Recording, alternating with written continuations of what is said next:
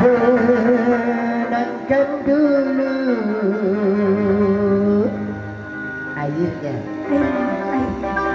sebening kaca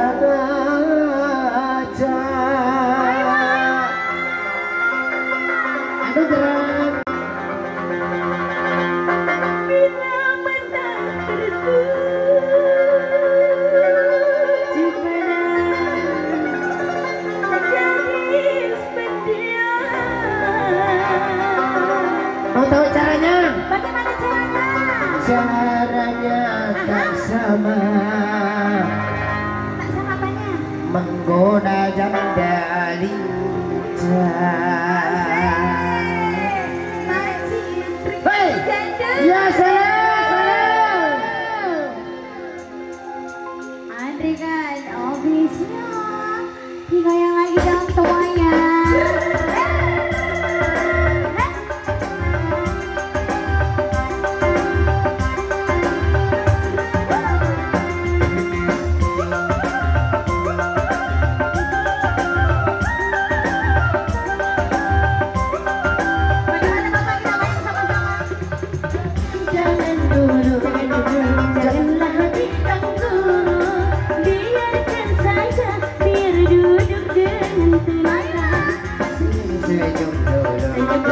Senyum dari jauh.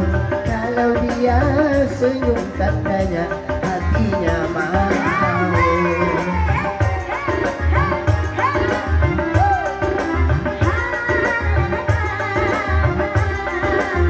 Ya salam.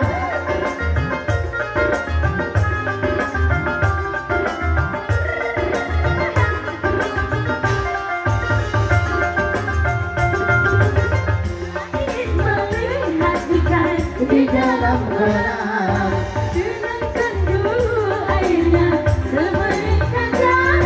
bila mata tertuju pada gadis pendiam, caranya tak sama menggoda janda lincah.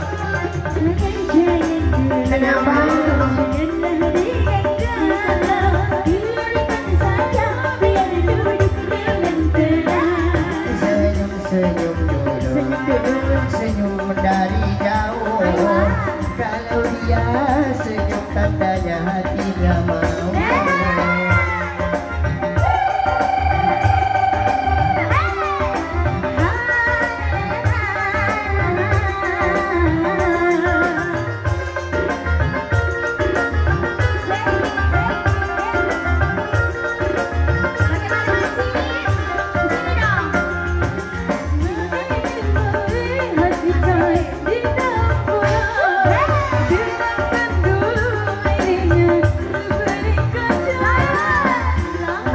Tertuju pada gadis pendiam, caranya tak sama menggoda janda lincah.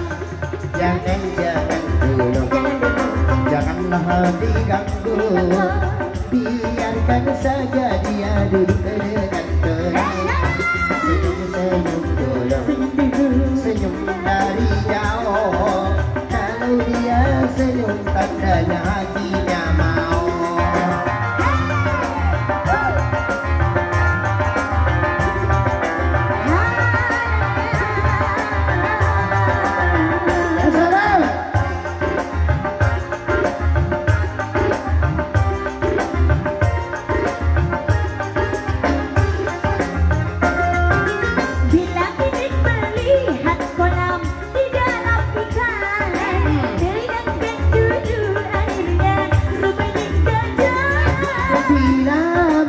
Tertuju pada gadis pendiam, caranya tak sama menggoda janda lincah.